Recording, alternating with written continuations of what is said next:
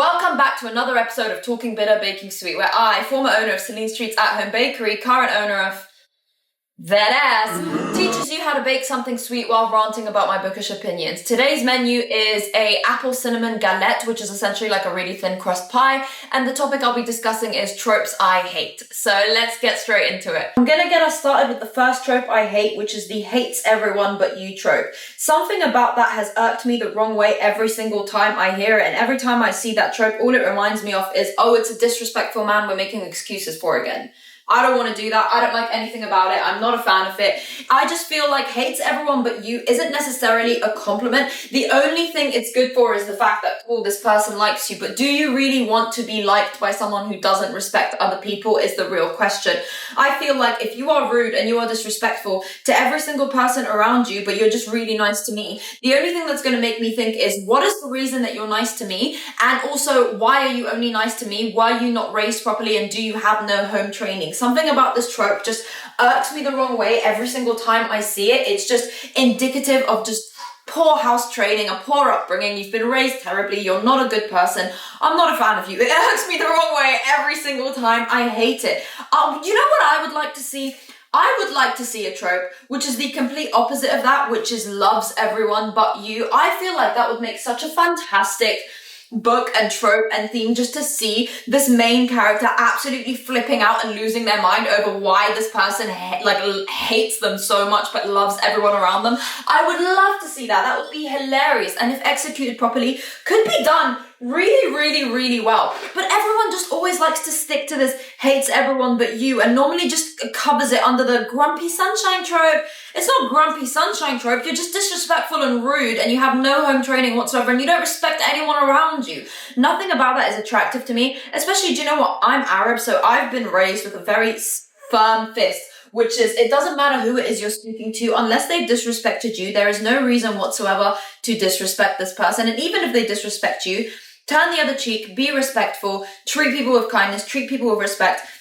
It's not even just being Arab, it's the way that my mother raised me, and I feel like when I meet people who are rude to other people, particularly with no reason whatsoever, it just puts me off. It just gives me the ick. It's disgusting. Why do you behave in this way? I hate it so much. You know what I'm so excited right now is, I haven't been able to make a dough that you get to mix with your hands in so long, because I've had really long nails for the last 6 months. My nails are just naturally long. I let them grow, I let them do what they need to do, and then I get gels done on them. But mixing dough with your hands when you have nails like that is not very hygienic, because there's no guarantee that you've cleaned every single thing underneath your nail. But I've recently cut my nails, and I've taken my gels and my nail polish off, which means my hands are finally in a state where it's actually proper appropriate for me to be able to making hand mix dough.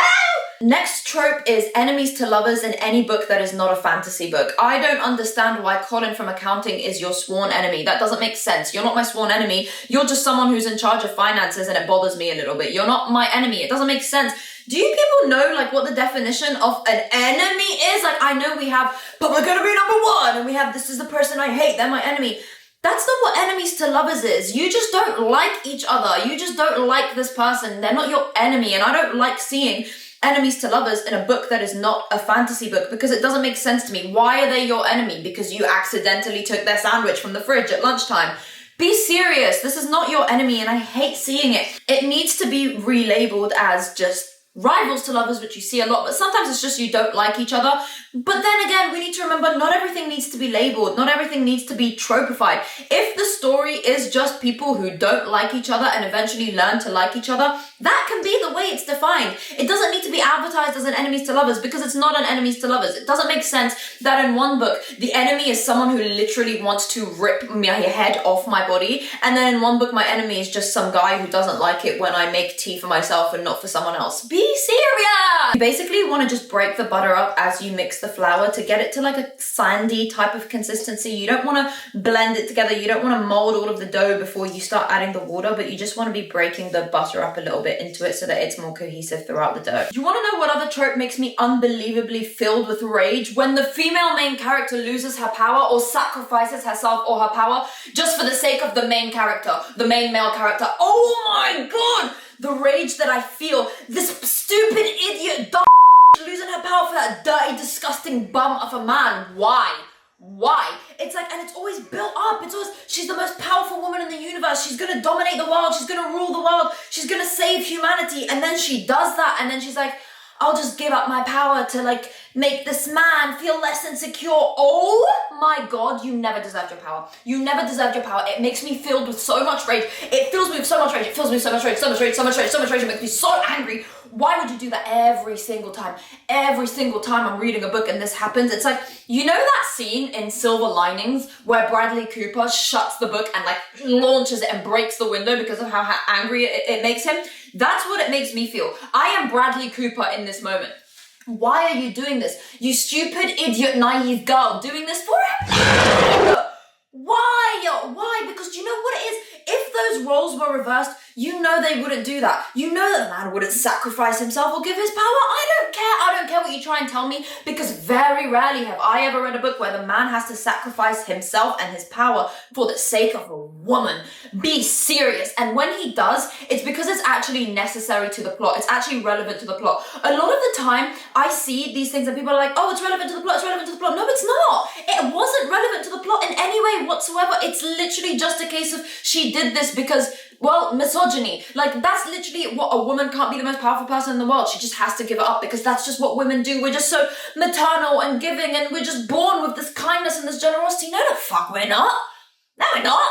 What are you about? The only time I've read this in a book where I felt like it actually made sense to the plot and to the characters was when I was reading Shadow and Bone by Leigh Bardugo, and Alina gave up her powers at the end. That was relevant because Alina never wanted her powers. Alina never wanted to be this powerful person. She never wanted to be Sancta Alina. She never wanted to have these powers, and that was very clear throughout the entire story. So it made sense that she would choose to get rid of her powers because she never wanted them. She never wanted them. But when it's a story, especially if it's like an 8-book series, we know what I'm talking about. And then it's just like the powers just go. Why? Why? It just wasn't necessary. It wasn't relevant to the plot. It just made me so angry. Oh my God, popping back to enemies to lovers for a while. Another one that I hate that's along those lines, bullies to lovers. Bullies to lovers, it's not even enemies. It's not even just that you both just hate each other for like pretty valid reasons. He's just bullying you? This person's just bullying you. I'm so fucking scared right now, you shut up! And you're okay with that, and then you eventually fall in love with them. Oh my. You know when you're like really hung up on someone and you convince yourself that the reason they unfollowed you and they blocked you off everything is just because they couldn't bear to see you alive? That's the same delusion I think of the person that invented this trope. It was a case of like, the reason that they're bullying me is just because they just love me so much and they're trying to fight their feelings for me. No. They're just bad people. And you want to know something else that I think is just a stupid trope? It's not even one that I like. Any type of miscommunication in a book that is not YA. YA, I can understand miscommunication. They're children. They're idiots. They don't understand how to communicate. I get it. You know, I can understand why it's there. Miscommunication as a fully grown adult just pisses me off because what is wrong with you? Like, your entire life as an adult is communicating. You need to communicate with one another. You speak, you get it done. You think someone said something, you ask, did you say this? Never in my life have I been in a situation where someone has said something borderline cryptic and I've just gone to the worst possible scenario and just come to the conclusion that that's what they were saying. I'm like, oh, this person said that like they're busy. It means that they're sleeping with someone else and they hate me and blah. Are we doing okay? Are we well, like mentally, genuinely? Are we all doing all right as people? Because forgive me for saying this, I don't think we are. Okay, the dough needs to rest in the fridge for 2 hours, so I'll be back to continue this when it's ready. I'm back! We are peeling the apples that are going to go into the galette before they bake, and I'm moving on to the next trope. And this is less a trope and more a kind of character, but I'd like to give a warning before I elaborate on the point that I'm making, which is just let me land, okay? Let me tell you what the character that I hate is, and then let me make my point as to why. This trope / character trait that I hate is the feminist male main character. It's just, I don't know how to explain it, okay? The self-proclaimed male feminist is to me the same thing as the self-proclaimed nice guy, which is if you have to tell people that's what you are, I really am almost certain that it's not what you are. Because most men that you meet that are feminists don't walk around telling you that they're feminists. They make it clear. They behave in a way that makes you think, oh, he actually sees me as a human being and he believes in my rights. So these main male characters who are the feminists of the book are usually the worst kind of people. I think a fantastic example of this, and I'm scared the girls are going to come for me, is Rhys from ACOTAR, from the let me actually not get into that book. Risan from Akatar, he's this self-proclaimed feminist, and every single thing about his character is, you have a choice. You can do whatever you want. Thank you so much, man, for telling me that. You've really reiterated how much of a choice I have. Like, why are you as a man giving me permission to have a choice to do what I want as a woman? It doesn't make sense to me. These men are almost always feminists and respectful towards the female characters, only when they like them, only when they want something from them, only when they're attracted to them. And you see it happen a lot with these male characters, which is once they meet a woman they don't like, or who challenges them, or who goes against the grain and what they believe in and what they like, suddenly they treat her awfully. Suddenly they punish her. And it's the same again with like what Reese did in the Akatar series in the final book. What suddenly you just don't like Nesta, so even though she's very visibly struggling and she's going through all of the things that she's struggling with, you're going to ban her and you're going to cut her up and you're going to exile her and you're going to punish her and you're going to insult her and speak to her like she's not worth the dirt on your shoe. All right, I think you've got the definitions of these words mixed up.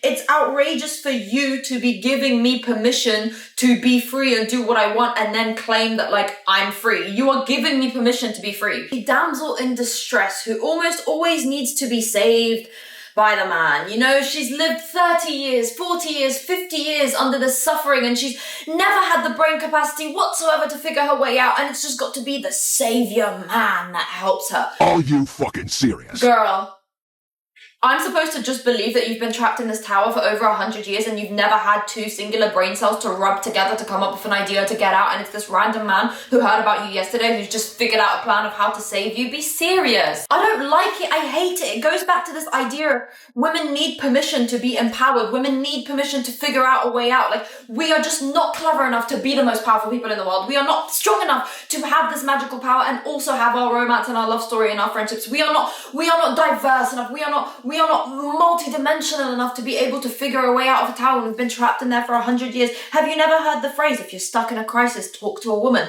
I'm supposed to believe that a woman was stuck in a crisis for a century and it was just some random bloke off the street that saved her. It just bothers me so much. I don't know why in 2024 we're still so obsessed with this idea of a damsel in distress. Why we're still so obsessed with this idea of needing a big, strong savior man to come and help us. When has that ever been the case?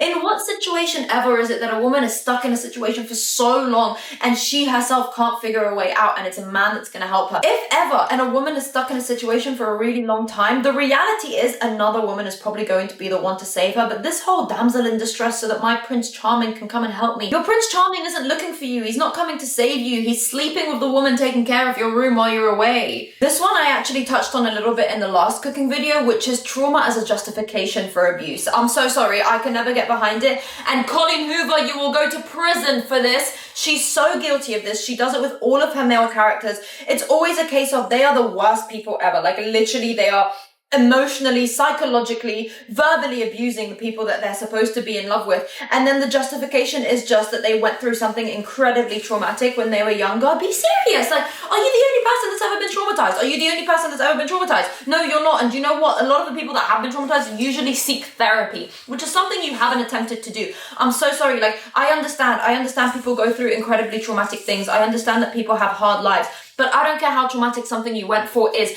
Trauma is a reason, it's never an excuse. And I don't understand why we keep seeing this pushed onto us, especially in romance books. And then I find out, oh, when he was 13 years old, this thing happened to him. I'm so sorry, that's a reason, it's not an excuse. You should have been seeking therapy for the last 25 years and I'm not going to sit here and make excuses for you. I rolled out the dough off screen just because I thought it would be easier to do it there and I couldn't be bothered to move the camera around, to be completely honest with you. So what we're going to do, we're going to find all of the pieces that are kind of similarly shaped so that we can get a good cohesion going as we do this. Now that's what I'm talking about. The next trope I really want to discuss is black and white morality being the only basis that goes like that, especially in fantasy books. How is it a fantasy book and you're really trying to tell me that some people are morally black and some people are morally white? It doesn't make sense to me. You're all at war. You have all done something wrong or remotely evil. You have all killed someone. You've all done this.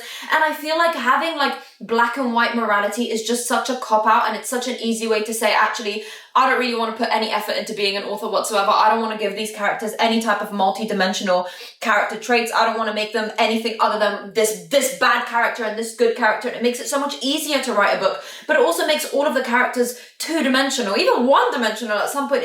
It takes away from the beauty of what it means to really understand characters. Morally grey characters are really necessary for readers to start understanding how to identify character traits, start understanding how to read certain things in books, how to behave, how to understand why characters act in the way that they do, why they speak the way they do, why they do the things they do. A morally grey character is necessary. And even if they're not morally grey, you can't just have characters who are all good. I feel like it weakens a book. It sort of just dilutes it, you know? When it comes to developing any type of lifestyle literacy and critical thinking skills, it is important to know things aren't going to be so easily fed to you in life, you know? It's important to know you need to be able to understand these traits. And I feel like, especially in young adult books, it's really important that you have these morally grey characters and not just black or white morality characters, because you need to teach them to start identifying these things in books. You need to teach readers to start being able to see and know,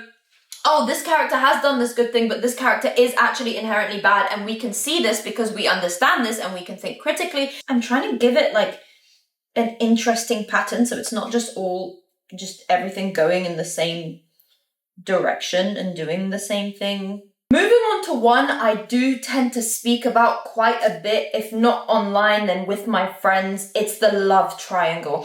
And it's not because I think the love triangle itself is a bad trope, but it's just because I don't think anyone actually does it properly. I feel like people don't really know how to execute a love triangle. If it's not at least a little bit gay, it's not being done correctly. A love triangle, especially in like a heterosexual relationship, is not I love you and I also love you. That's a love V. Or I love you, but you love them. That's a love L line. A love triangle is I love you, you love them, they love me. Do you understand? That is a love triangle. And I feel like it is absolutely never executed correctly, which is why people don't really understand what the love triangle is. Like, that's not a love triangle. That's a love V or a love line. That's not the way it works. If I love you and you love someone else, that's a straight line, baby girl. We're just walking on the highway. If I love you and I love someone else, that's just a V. I do also have like a bit of a rant, and I have spoken about this like on my TikTok channel before, which I like to call it the love triangle paradox, because I just like to give names to things. But I feel like something else that authors do that has really ruined the love triangle trope is that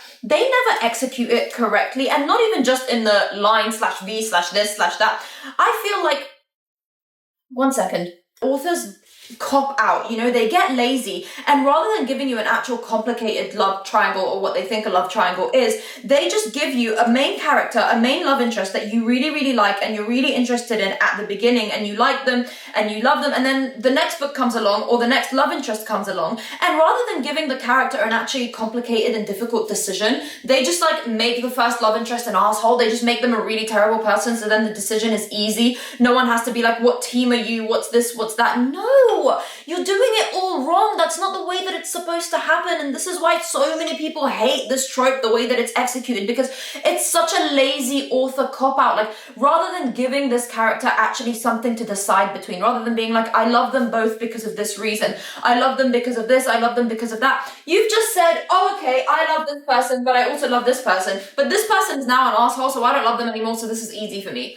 I literally hate seeing it. I hate it because it's such a shame. Like, you had so much potential to give us real debate, real conversation within the fandom, within the readers, real debate over who could have ended up with who and what would have been better for who. And instead, you've just made it so clear, so obvious that being with one person would have been worse than being with the other. You've told us who the correct person to root for is, rather than making us decide amongst ourselves. Sprinkle some sugar on the edges. Final step is just to sprinkle some very small cubes of butter just along where the apples are, just for a type of glazing, for flavor.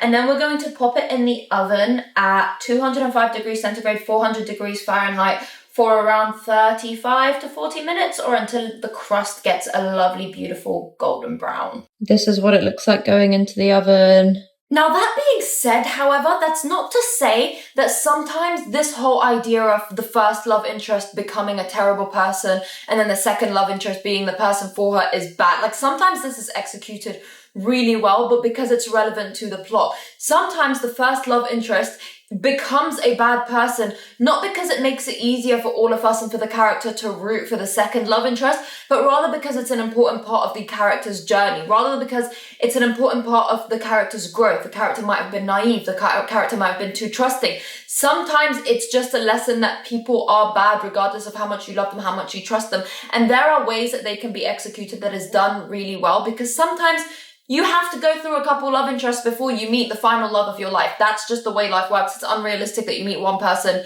age 19 and then that's the person you end up with your entire life. And sometimes it can be done really well. I just don't like it when it's done as a cop-out to not make it harder for us to choose who we want, but rather just to make who you want the person that everyone should want. I don't like that much. Okay, so the tops of the apples are slightly burnt, but it smells amazing. We've got the sugar caramelizing. It looks burnt, but this is genuinely the sugar caramelizing on the crust. Look at the little sauces and the lemon and the cinnamon and everything that went to the bottom. Okay guys, moment of truth. I've never actually had a galette before, so I don't know what it's supposed to taste like. But it's like a little pizza.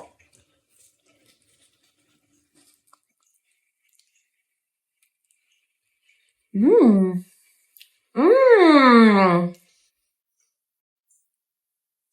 That is really good. Look at that. The crust, the ice cream, the caramelization at the bottom. Yum.